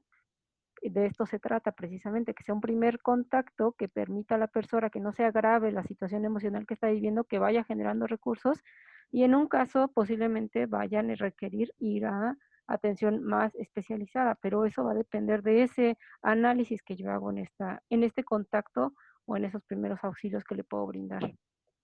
No sé si existen más participación. Acuérdense que, bueno, era de una hora las sesiones. Yo creo que ha estado bueno que ustedes hayan tenido muchas participaciones en el chat. Sin embargo, también por el tiempo que sabemos que muchos de ustedes están trabajando, no quisiéramos abusar mucho de su tiempo. Sin embargo, si hay otro comentario o participaciones, daríamos pie a otras 3 participaciones o comentarios para que Manuel pueda ir cerrando la exposición. ¿Alguien más? Y antes de que cerremos, ¿me dejas darle un anuncio? Sí, sí, sí, Tú me dices cuándo. sí. ¿Alguien más tenía una pregunta, una participación? Bueno, lo que Sí, estábamos comentando, ¿sí? ¿Quieres sí, David participar? Eduardo, Adelante, David. Adelante, en lo David. particular, mi opinión está en que los que tenemos el primer contacto con las víctimas, pues ya lo hacemos de forma genuina. De primer contacto se analiza, se checa y vamos, de acuerdo a eso se les va dando la atención dependiendo del tipo del delito de la persona, ya sea de ambos géneros. Es algo esencial por parte de la policía que debemos de contar con esto, independientemente de que hagamos conciencia, para ponerlo a la práctica real, que realmente es, digo, valga la redundancia, es real porque se practica ya de una forma instantánea cuando estamos en el primer contacto de entrevista en relación a un hecho. Entonces, lo único que podemos aquí rescatar es que en verdad estos cursos pues sean continuos para tengamos un mejor mecanismo de poderlo entender y poderlo expresar ante pues, nuestras personas, a las personas que atendemos directamente, ¿no? Ese es mi punto de vista. Sí, bueno, nada Sí, más aprovechando lo que dice David, perdona, Manuel, lo que estaba diciendo hace rato de la actividad, precisamente en el foro de evaluación, David, es muy importante eso que estás diciendo, cómo esta forma de evaluar que vamos a tener de ustedes, esto que tú comentas, pues sí lo hacemos y precisamente el ejercicio que está en el foro de evaluación, lo que busca es tener esa posibilidad de que ustedes puedan poner ahí qué harían en un caso concreto o qué hacen ya, como tú dices, bueno, efectivamente a lo mejor hay cosas que yo ya desarrollo, ya hago. A lo mejor muchos de ustedes hacen primeros auxilios psicológicos incluso sin saber el concepto, ¿no? Sin haberlo tenido en cuenta, pero ya lo realizan. Por eso queremos que en sus tareas, aprovechando, sean muy específicos, porque si no nos dejan sin contenido para evaluar. Si hacen preguntas generales, como dijo Emanuel, ¿qué harías o qué propuesta de atención das? Primeros auxilios psicológicos, escucharla, pues son muy generales y no nos permiten conocer si han comprendido los contenidos. Entonces, eso que dice David es muy relevante y a lo mejor incluso decir, en ese caso, ¿qué ya realizas o qué realizarías? Perdón, Emanuel. sí, creo que incluso hay un video que se lo voy a compartir a la maestra Michelle Guerra para que lo puedan subir como un material adicional. Es un video muy corto en donde se pone en práctica esto de la evaluación de necesidades e intervención con de primer respondiente, en particular policías de seguridad pública.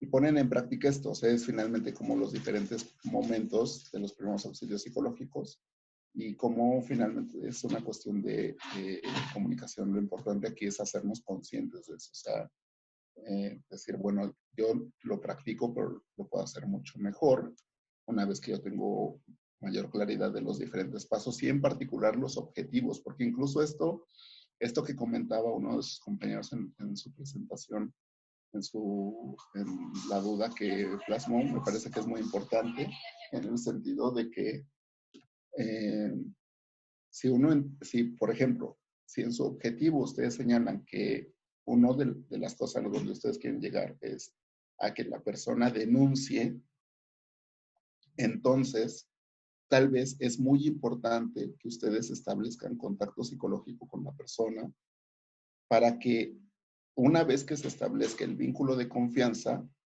esa persona pueda ir a denunciar, pero incluso eso los lleva a una responsabilidad aún mayor a ustedes, porque entonces, si la persona ya confió en ustedes, si ustedes ya tienen esa relación de empatía con la persona, entonces incluso a ustedes les correspondería acompañarla mientras va a hacer la denuncia, porque probablemente se sienta más confiada y más segura al hacer eso. Entonces, por eso me parece que es muy importante esto de que estas herramientas sean conscientes, porque también eso nos implica tener en cuenta que incluso nos va a implicar mayor responsabilidad. Es el ejemplo que les ponía de este caso de violencia familiar que me tocó atender en la clínica. el hecho de tener que hacer la notificación al Ministerio Público y todo eso me implicó a mí una serie de responsabilidades que no hubiera yo adquirido si yo simplemente lavo las manos y dejo que la persona se vaya, así, sin ninguna intervención. Alguien levantó la mano, solo que no aparece su nombre. Aparece un número 11. No sé quién había levantado la mano. Luis. Luis había levantado la mano, pero Luis. ya no. Luis decía. Luis, ¿estás por ahí? Bueno, no sé si, a ver si ahorita Luis aparece y quiere comentar, desactivas tu teléfono y hablas, Luis, si quieres, pero si quieres ir cerrando, Emanuel, para también respetar la hora de las y los participantes. A lo que los que preguntaron aquí, sí, efectivamente la clase se queda grabada y se va a quedar de todas maneras en la plataforma, por si la quieren consultar o decirle a sus compañeros que no se pudieron conectar, compañeras. Luis, ¿estás por ahí? Si quieres ir cerrando, Emanuel, para que Michelle pueda dar el aviso que quería dar.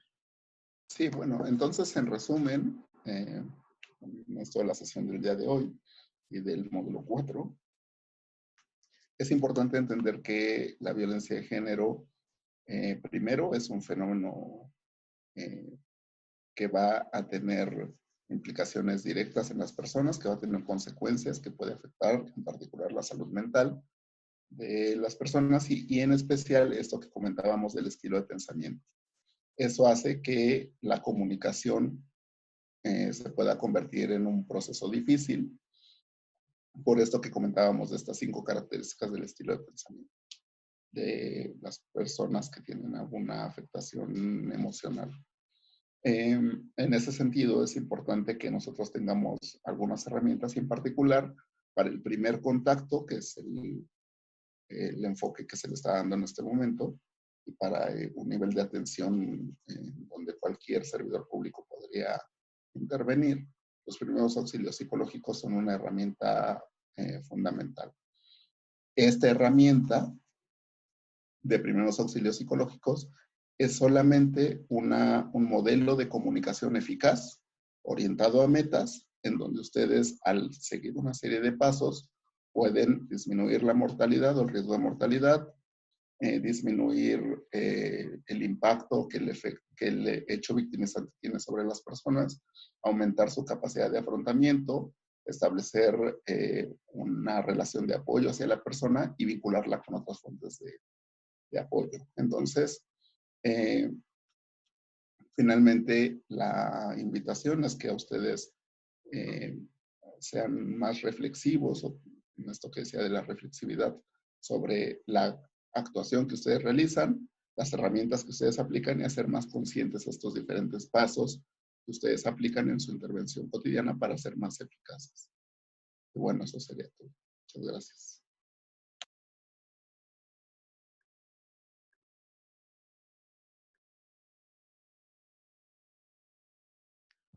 Listo, Mitch. Buenas tardes, muchas gracias por su participación. Les cuento que van a encontrar en el curso una pestaña que dice encuesta final y para que puedan complementar, cerrar ya completamente su participación y todas las actividades que tienen establecidas en este curso, tienen que también resolver esta encuesta final. Se queda registrado también esta evaluación y recuerden que el 20% de su calificación implica la revisión de los materiales, de los videos, de las lecturas y que eso se queda registrado. Entonces muchos de ustedes no tienen o les aparece que tienen un porcentaje menor de avance, es porque algunos, no voy a decir, yo creo que ninguno de los que está aquí lo ha hecho, pero se saltan directamente a hacer su cuestionario o a participar en el foro. Entonces, obviamente no van a tener completo su porcentaje. Y el 20% que complementa su evaluación implica esta revisión de estos materiales. Entonces, los invito a que revisen sus materiales y que no dejen pendiente su encuesta final. Gracias, Mariana. Bueno, pues gracias a todos, como dijo la maestra Michelle, gracias al maestro Emanuel por la exposición, gracias a todos por su participación. Recuerden que en la actividad del foro de evaluación está una rúbrica de calificación. Todos y todas es importante que la revisen antes de decir, bueno, ya cumplí, ya respondí el foro de evaluación, porque ahí incluso en la rúbrica de evaluación viene cuál sería la calificación 6, 8, 10, qué tiene que contener cada esta evaluación. Sobre todo piensen porque en este último módulo, pues la calificación, si han tenido calificaciones bajas en los anteriores, puede ayudarles mucho. Entonces revisen, por favor, cuál es la rúbrica de evaluación, es el hecho delictivo, qué atención le brindaría a la persona y ser muy específicos al describir la atención que brindarían. Un ejemplo concreto, no palabras generales, un ejemplo relacionado con sus lecturas. Lo que nosotros vamos a evaluar es si realizaron las lecturas y si las comprendieron. Entonces, por favor, revisen la rúbrica de evaluación para que vean que tiene que contener la participación. Entonces, les agradecemos muchísimo que hayan estado en esta clase. Esperamos que hayan podido complementar los contenidos que ustedes ya revisaron. Estamos ahí en el foro de dudas por cualquier duda, pregunta que tengan y pues estaremos evaluando los foros y también ahí con cualquier duda que tengan o participación. Si ya hicieron el foro de evaluación y ahora les surgió alguna duda, les aclaró un contenido, pueden regresar y pueden volver a complementar esa participación. Entonces, si no hay otra duda, otra pregunta, muchísimas gracias. Gracias. ¿Problemas con el chat? Digo, Hasta luego. con el portal, por favor, escriban por el chat, puede ser aquí, o bien en el caja de mensajes del propio portal. Ahí nos pueden reportar qué problemas han tenido con el foro, o bien ahí están también los números. Ahí tienen unos números en la parte de abajo del portal, un número, y tienen dos números y un correo electrónico donde también lo pueden estar reportando. No tarda más de 24 horas en que se les dé contestación y se solucione el problema que tengan. Entonces, con gusto ahí estamos para apoyarles. También en el portal está mi correo electrónico por si también tienen alguna otra duda. Y ya nada más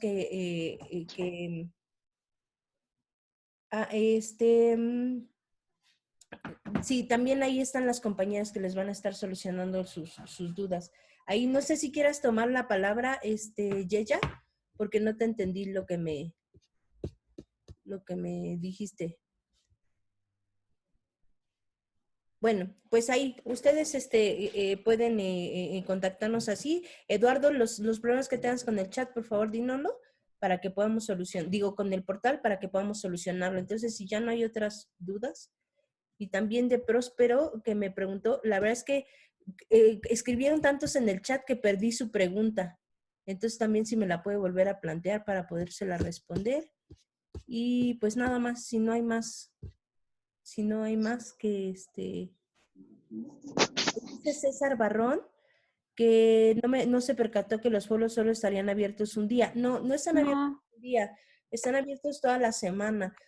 Abre el lunes a las 12 de la noche y cierra el domingo a las 11:59 de la noche. Entonces está abierta toda la semana cada uno de los foros. Si alguno tuvo problema, por favor escríbanos también. Y Preguntan de las constancias, ¿cuándo se entregarán? A ver, las constancias. A ver, ahorita es lo que... Gaby, ¿andas por ahí? ¿O Melissa, Yeya? Me parece que esas van a ser presenciales.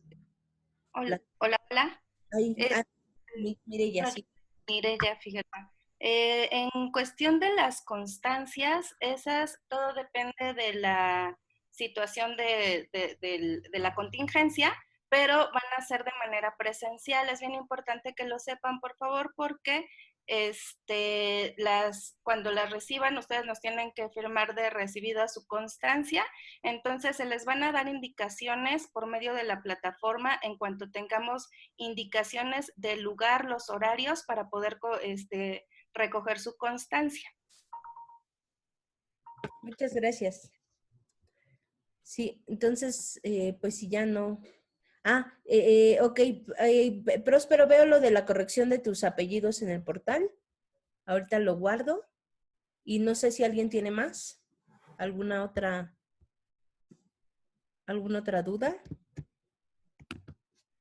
Pues si quieres ya creo que Sería todo, Mariana. Bueno, pues gracias a todos y todas. Gracias, Emanuel. ¿Quieres comentar algo al final? Y si no, pues ya no. Pues ya no. Gracias. Que les vaya bien a todos. Hasta luego. Bye. Hasta luego, que estén bien. Hasta luego, que estén bien. Hasta luego, gracias. Juan Gabriel se despide de todos ustedes. Hasta luego. Hasta luego a todos, buenas noches. Con 30. 30 a todos. Hasta luego, banda, con cuidado, 30. Bye.